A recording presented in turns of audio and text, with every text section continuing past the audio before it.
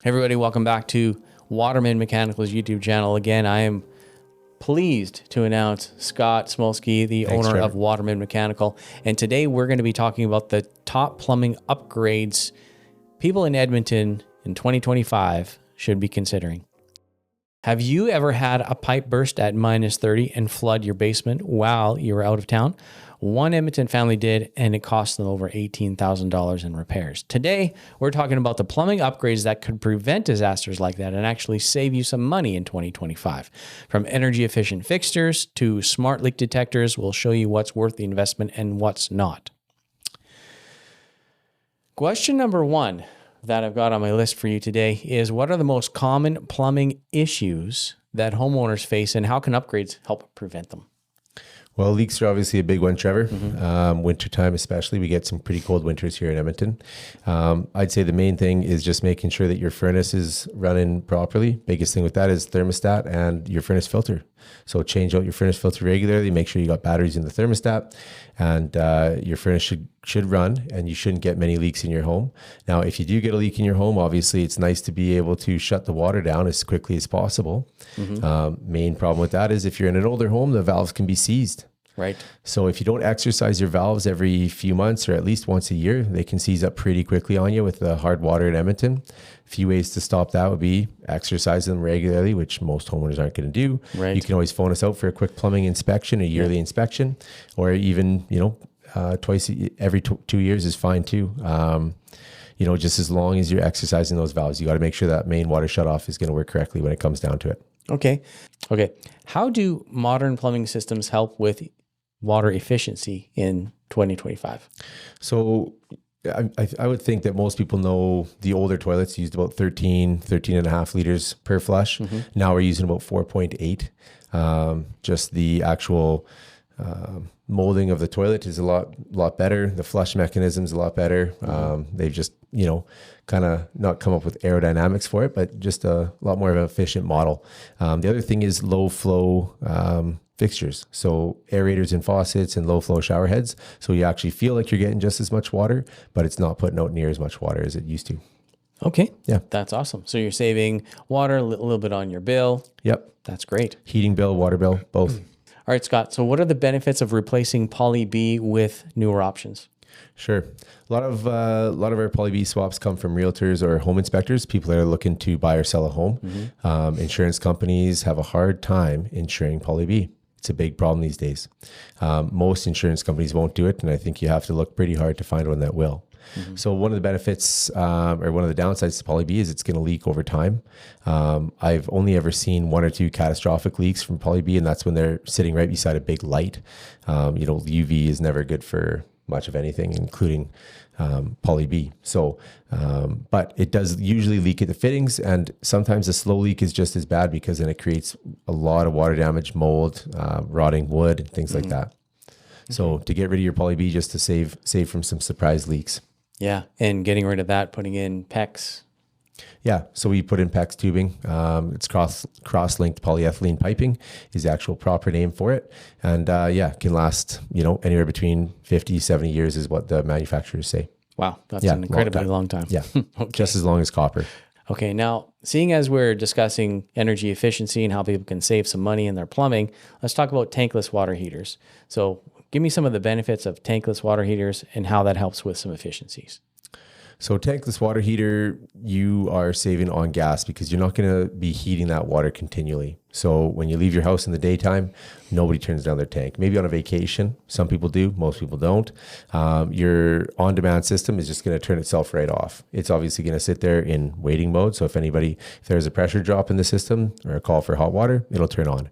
But you're not going to be spending a dime on gas while you're not using it. Right, and that's good. And we know gas is pretty expensive nowadays. Yes. Yeah. Especially with the additional carbon tax on it. Yeah, they get us. They get us every time. Every time. So let's talk about some smart plumbing technologies. Sure. How does that, save people either from catastrophic damage or from, wasting a lot of money? So there is a new device out there that's called the Mow and Flow device. And so basically what that does is we install that just downstream of your water meter, and it kind of learns the habits of the home. And if, let's say 2 a.m, all of a sudden there's a whole bunch of water use, what it's going to do is that valve is actually going to shut itself down over after a couple of minutes of running. So you're not going to have a catastrophic water leak. You might have a little bit of a water leak because obviously you don't want this thing shutting down every time you turn on a tap. But it is called a smart valve because it does learn your habits and then, shuts itself down over time. Nice. So works really well for snowbirds, people that like to go on lots of vacations in the wintertime. And you can actually use it remotely from your phone. Wow. So it's a really cool feature. Yeah, that's great. Yeah. So if you wanted to, you could just turn it off and then all the water's off to the house. Exactly. Yeah. Perfect. Yeah, that's great. Okay, let's talk about sump pumps. Okay. Sure. What role do sump pumps play in preventing floods and leaks in homes? It's a good question. Obviously, sump pumps in the springtime are very important in Edmonton. We get a lot of thawing of the snow, and so a lot of groundwater comes in, and a sump pump obviously takes that water from your reaping tile and pumps it out further away from your house. Or actually, in some newer homes, we have a summer-winter switchover, and that pumps it out into the city drainage line where they don't want all the groundwater getting pumped out onto the street. We do have the option of installing a battery operated sump pump. And so basically it's a backup sump pump. So if the initial sump pump dies for some reason, or there's an electrical fault or the float switch isn't working, then that battery operated sump pump kicks in and saves the day. That's awesome. Yeah. It's a really cool feature. So there's a lot of new technology with sump pumps that are new. I never heard of those things before. Yeah, they're a little bit more expensive. So, not your average homeowner sometimes wants to invest the money in it, but it is a great safety mechanism. Nice. Now let's talk about water softness, water softeners. Do you recommend them? What are they good for? Let's have a quick discussion about that. If anybody in Edmonton is curious about water softeners, why they should get one, what are your answers to that? So water softener in Edmonton's a good thing. We have notoriously pretty hard water in Edmonton and surrounding areas. So we do install a lot of water softeners, and that saves the life and longevity of plumbing fixtures, hot water heaters, humidifiers, the cartridges in your shower valves, the shutoff valves under your sinks or your main water shutoff valve. It really prolongs the life of all that. So basically everything. Yeah. Everything can benefit from having softer water. Also with like washing, what about washing clothes and stuff? Does soft water help with clothes washing, detergent use, that kind of stuff? Is that something that's a real thing? Yeah. So detergent actually seems to go a little bit farther in the soft water. Basically a water softener is going to take out, your standard water softener is going to take out all your heavy metals. So your iron and your manganese. And then if you get a little bit of an upgrade on your water softener, it can take out the chloramines or the chlorine in the water as well. Okay. So yeah, really helps freshen things up and again, prolongs the lifespan of your plumbing fixtures. Fantastic.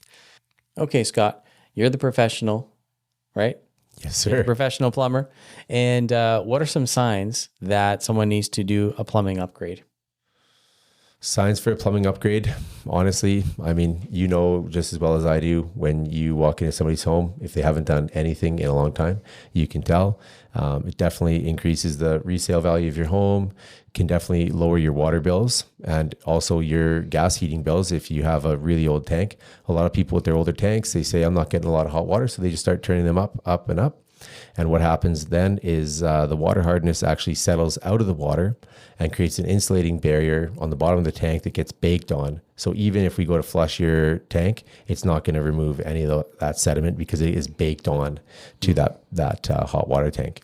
So you can save on heating costs and water costs just from low flow fixtures and less gas usage on your hot water heater. Yeah. And then probably the fixtures too, right? The fixtures are probably all leaky and all of that. Yeah, for sure. So like I said, low flow fixtures are a great option.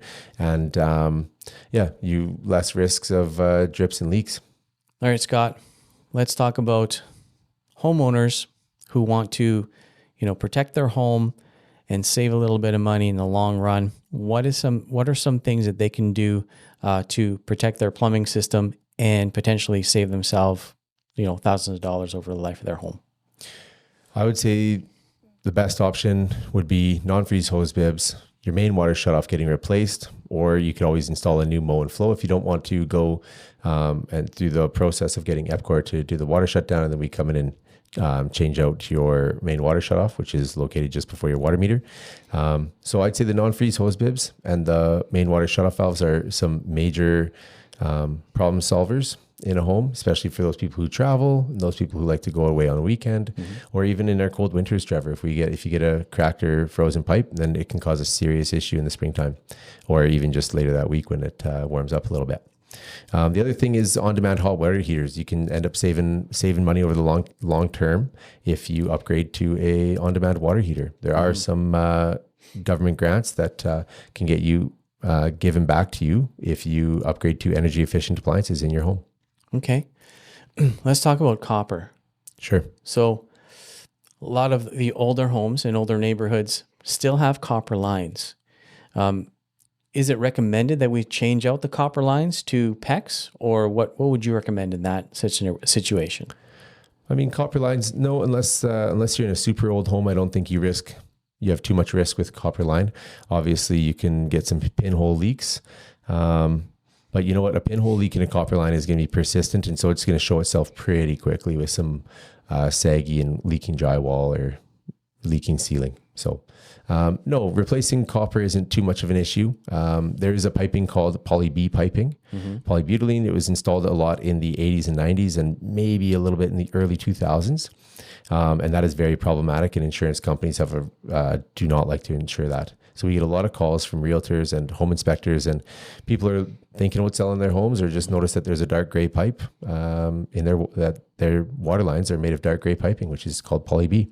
Yep, and get rid of that stuff. And you can get rid of that stuff, yeah. All right. Yeah, okay. So saving money, saving your home. Talk to Scott at Watermen Mechanical. He'll be able to come out and give you a quote, and he'll give you the straight goods. He's not going to sell you something that you don't need. He'll give you valuable information on your plumbing system, your fixtures, hot water tanks, sump pumps, just about anything plumbing related. He'll be able to give you an answer on that, give you a fair quote. And yeah, you should get these guys out there. They're 5-star rated in Edmonton. They're really great guys, highly skilled professional plumbers. I suggest you give them a call today. Call Scott at watermenmechanical.com. Thank you.